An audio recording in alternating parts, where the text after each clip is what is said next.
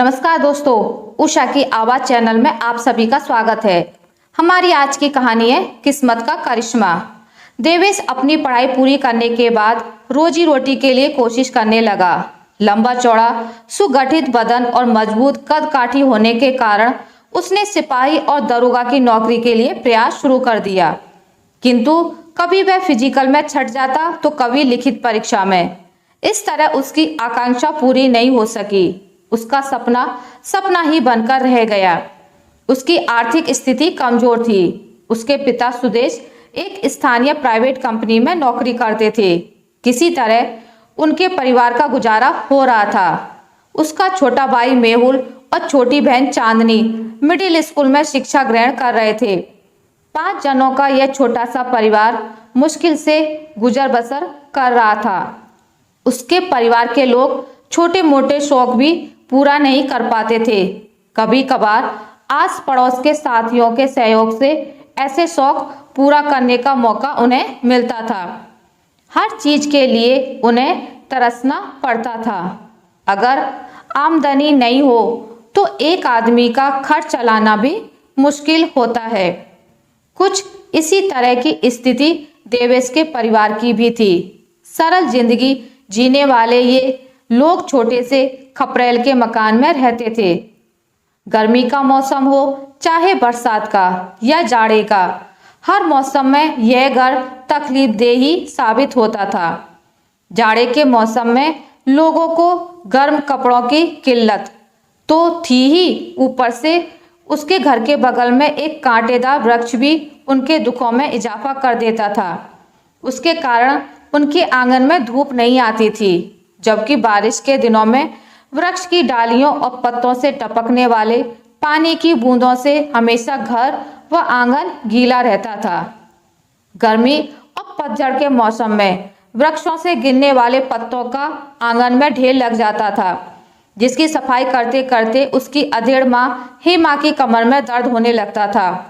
उस वर्ष जब वृक्ष की डालियों व पत्तों के कारण आंगन में धूप आना बंद हो गया और आंगन पत्तों से गंदा रहने लगा, तब उसकी सफाई के कारण उसकी माँ के हाथों और कमर में दर्द रहने लगा। तो देवेश ने अपने अंतर्मन में फैसला किया कि जिन डालियों के कारण उसके आंगन में तकलीफों और मुसीबतों की बारिश होती है, उनको छांट देगा।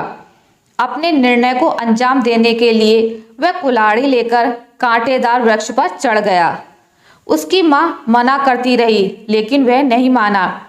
डालियों को छांटने के क्रम में ही जब एक डाली कटकर गिर रही थी, तो उस डाली का कांटा बदकिस्मती से उसकी बाईं आंख में चुभ गया। कुल्हाड़ी नीचे फेंककर वह असहनीय पीड़ा से चीखने लगा। किसी तरह वृक्ष पर से नीचे उतरा।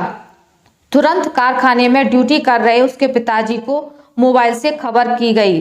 कुछ देर के बाद ही वे साइकिल से घर पहुंचे। आते ही उन्होंने अपने बेटे को गैर जरूरी काम करने के लिए डांट लगाई। उन्होंने कहा कि जब उन लोगों का समय खराब चल रहा है तो उसे संभल कर चलना चाहिए। उसकी माँ ने भी बतलाया कि कमर में दर्द होने के बावजूद उसने भी डाल काटने से मना किया, किंतु उसने जिद पकड़ ली। उसने घायल आंख पर कपड़ा रखते हुए खिसियाकर कहा, आप लोग शांत हो जाइए, किसी का दोष नहीं है, सारा दोष मेरा है। मैं अपनी इच्छा से डालियों को काटने गया था। उसके पिताजी ने बहस और विवाद की ज्वाला पर अपने शीतल और मृदु वचन का ठंडा जल डालकर तुरंत उसको आंख के डॉक्टर के पास ले गए। उसने फौरन इलाज शुरू कर दिया। थोड़ी राहत मिली। 2 सप्ताह तक इलाज करवाने के बाद भी जब आंख ठीक नहीं हुई तो बड़े शहरों में भी इलाज करवाया, लेकिन आंख ठीक नहीं हुई। उसकी बाईं आंख की रोशनी स्थायी रूप से चली गई। अंत में डॉक्टर की सलाह से बाईं आंख का ऑपरेशन करके एक नकली खूबसूरत आंख लगा दी। फिर डॉक्टर ने विकलांगता का सर्टिफिकेट देकर हॉस्पिटल से छुट्टी दी। इस तरह एक हट्टा कट्टा खूबसूरत नौजवान विकलांग की श्रेणी में आ गया। वह आंखों पर हमेशा रंगीन चश्मा लगाए रहता था। सामान्य ढंग से देखने पर उसमें कोई कमी नजर नहीं आती थी। आंख के इलाज में समय तो बर्बाद हुआ ही, किंतु आपातकालीन स्थितियों से निपटने के लिए काट कपट कर रखी हुई बची कुची धनराशि भी समाप्त हो गई। कुछ कर्ज भी सुदेश के सिर पर चढ़ गया। घर की माली हालत चरमरा गई।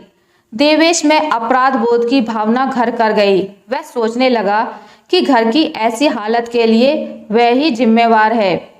सुदेश अपने बेटे के गिरते आत्मबल की स्थिति और उसकी मनोदशा को दूर करने के लिए उसे ढांढस बंधाता, यह कहकर कि वह घबराए नहीं। इस दुनिया में हजारों लाखों लोग एक आंख के हैं जो सफलतापूर्वक अपने कार्यों को निपटाते हुए जीवन जी रहे हैं। उसकी किस्मत ठीक थी जिसके कारण एक आंख इस घटना में बच गई और बच गई उसकी दुनिया उजड़ने से। वह चिंता नहीं करे, जो होना था सो हो गया। समय समय पर उसे हेमा भी समझाती व सांत्वना देती। माता पिता के लाख समझाने के बावजूद भी उमंग उत्साह ने भी उसका साथ छोड़ दिया। उसे ऐसा महसूस होने लगा कि उसे अब कौन नौकरी देगा। सरकारी जॉब तो दूर की बात है, प्राइवेट फर्म में भी शायद ही कोई उस पर दया दिखाए। घर में बैठा बैठा यही सब सोचता रहता। उसकी सरकारी नौकरी की उम्र भी तेजी से निकलती जा रही थी। वह विवश होकर अपनी किस्मत को कोस रहा था। उसके मित्रों की टोली भी उससे दूर हो गई। उसके संपर्क के लगभग सभी साथी किसी ना किसी रोजगार से जुड़ गए, प्राइवेट सेक्टर में या सरकारी क्षेत्र में। अधिकांश की शादी भी हो गई। सभी अपने अपने घर परिवार में व्यस्त हो गए। उसके युवा और शिक्षित होते ही उसके परिवार के सदस्य आशा भरी निगाहों से उसे देख रहे थे, किंतु उनकी आशा पर पानी फिर रहा था। सुदेश किसी तरह 2 वक्त की रोटी का जुगाड़ अपने परिवार को मुहैया करा रहा था। ऐसे ही माहौल में उस दिन सुदेश एक अखबार लेकर घर पहुंचा। उसमें बैंक में वैकेंसी निकली थी, जिसमें अत्यंत अल्प प्रतिशत विकलांग लोगों के लिए भी रिक्ति में आरक्षण था। उस घनघोर अंधेरे के बीच बाप बेटे को आशा की एक पतली सी किरण दिखलाई पड़ने लगी थी। उसने उत्साहित होकर उस रिक्ति के लिए आवेदन किया, फिर लिखित परीक्षा में भी शामिल हुआ, जिसमें वह सफलतापूर्वक उत्तीर्ण हुआ। इस तरह लंबे अंतराल के बाद उस परिवार को सुखद क्षण नसीब हुए। पास के शहर में ही उसे बैंक में अकाउंटेंट के पद पर उसकी बहाली हो गई। उस घर के माहौल में रची बसी उस उदासी की जगह हर्षोल्लास ने अपना घर बना लिया। बहुत दिनों के बाद उसके दिन फिर गए। उसके रहन सहन में बदलाव आ गया।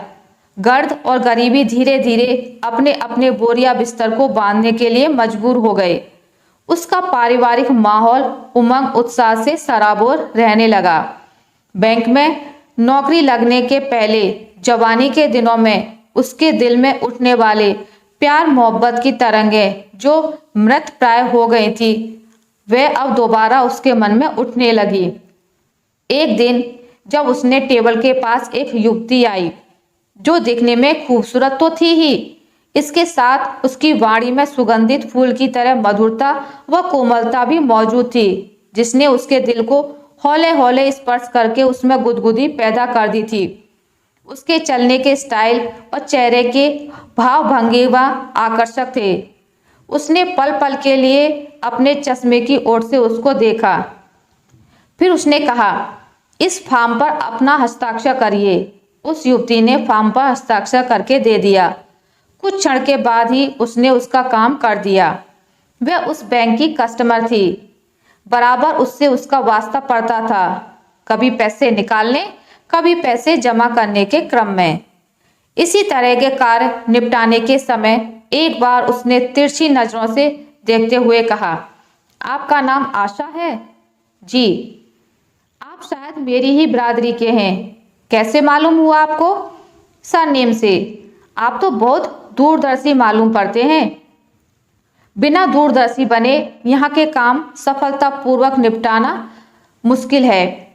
आपके विचार तो बहुत सुलझे हुए कर्तव्यनिष्ठ भी हैं। मुस्कुराते हुए आशा ने कहा, मुझे बेवकूफ मत बनाइए, मैं सच कह रही हूँ। जब जब सप्ताह 2 सप्ताह के अंतराल पर वह अपने काम से बैंक आती और अगर उसके काउंटर पर भीड़ नहीं होती तो अक्सर उसके साथ उसी प्रकार विचारों का आदान प्रदान होता। आपसी चर्चा की परिधि बढ़ते बढ़ते पारिवारिक सीमा में प्रवेश कर गई। इस तरह दोनों एक दूसरे के परिवारों के बारे में अवगत भी हो गए। नजदीकियां बढ़ने लगी जो प्यार में तब्दील हो गई। बातचीत के क्रम में ही पता चला कि उसकी भी आर्थिक स्थिति काम चलाऊ है। उसके पिताजी कोई छोटा मोटा व्यवसाय करते हैं जिससे आमदनी बहुत कम होती है। किसी तरह उसके परिवार की दाल रोटी चल जाती है। उस हिसाब से देवेश की आर्थिक स्थिति उस समय उससे कई गुना अच्छी थी। अब छुट्टियों में मौका निकालकर बैंक के बाहर भी दोनों मिलने जुलने लगे। ऐसे ही एक मौके पर शहर से बाहर कुछ किलोमीटर की दूरी पर स्थित जंगल की हरी भरी वादियों का लुत्फ उठा रहे थे। दोनों पत्थर की शिला पर बैठे थे कि अचानक आशा ने पूछा, देवेश, कहीं ऐसा तो नहीं कि तुम भविष्य में मुझे भूल जाओ? आशा, ऐसा कभी नहीं होगा, किंतु मुझे ऐसा लगता है कि तुम मुझसे अपना पीछा छुड़ा सकती हो।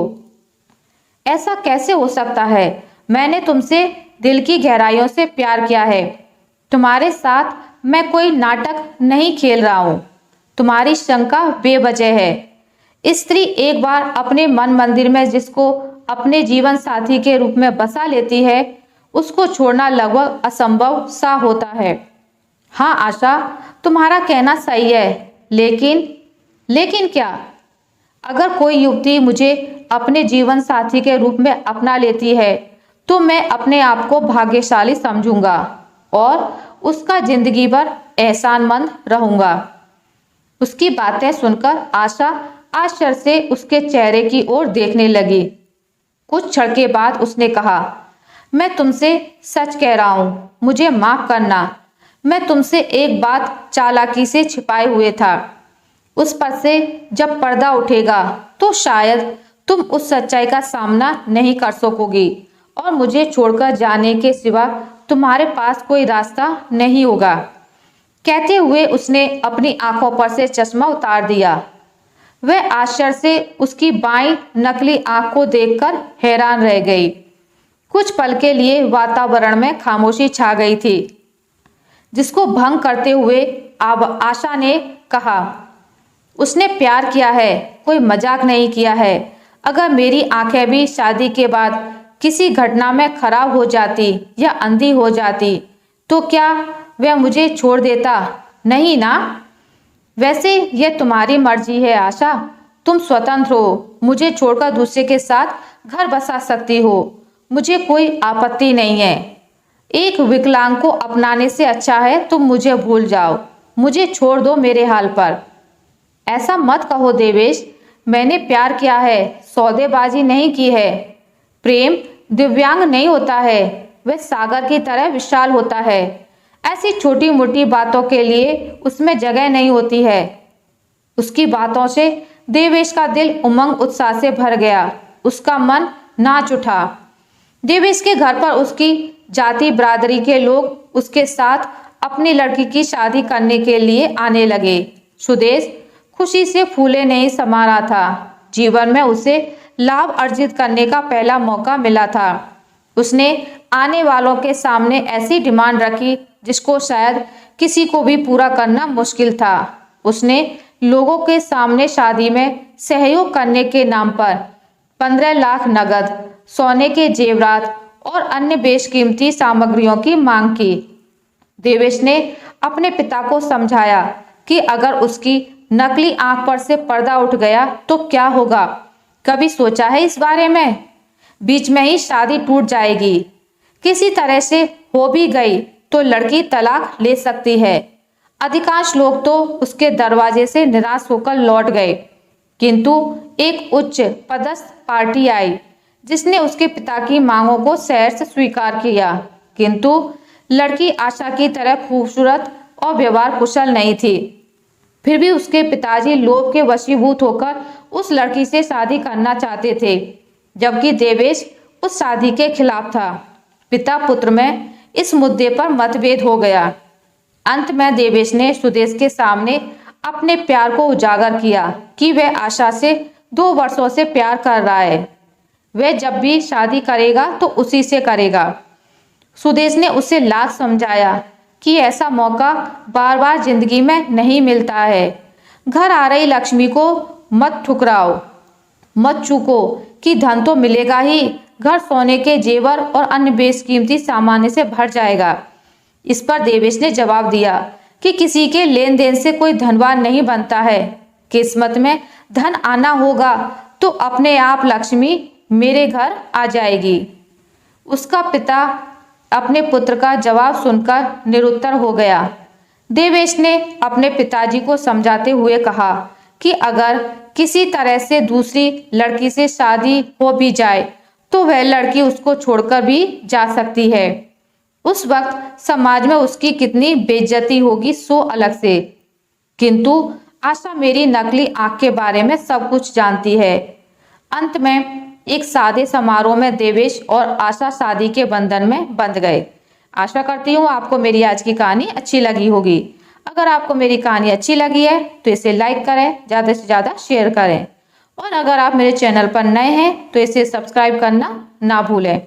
मिलते हैं एक नई कहानी के साथ, तब तक के लिए नमस्कार।